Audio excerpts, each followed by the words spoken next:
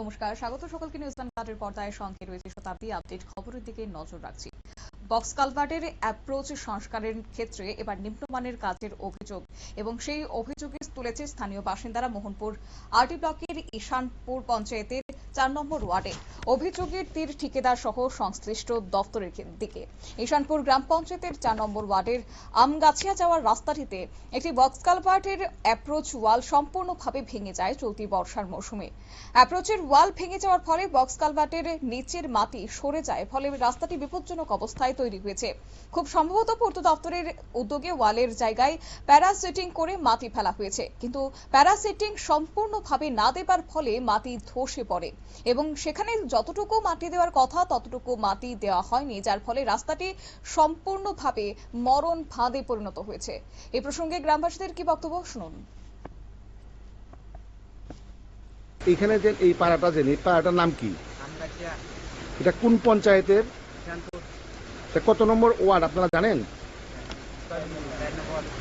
আচ্ছা, এখানে এই যে বক্স কালভার্টের এখানে এটা ভাঙ্গা, এটা কতদিন যাবত ভাঙ্গাটা?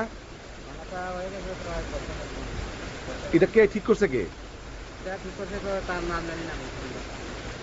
পঞ্চায়েত থেকে করছে না ব্লকের থেকে করছে? এই যে আচ্ছা, এই কাজটা কি ঠিক হয়েছে করতেছেন? সমস্যাটা কি? প্যারাসিটিং সম্পূর্ণ দিছে না, মাটিও চাপাইছে না।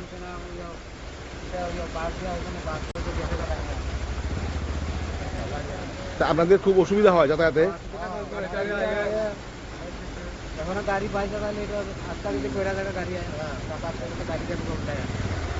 আপনার নাম? আচ্ছা, এই গ্রামে রাস্তার এই বেহাল দশায় চরম আতঙ্কে রয়েছেন আমগাছিয়া এলাকার বাসিন্দারা।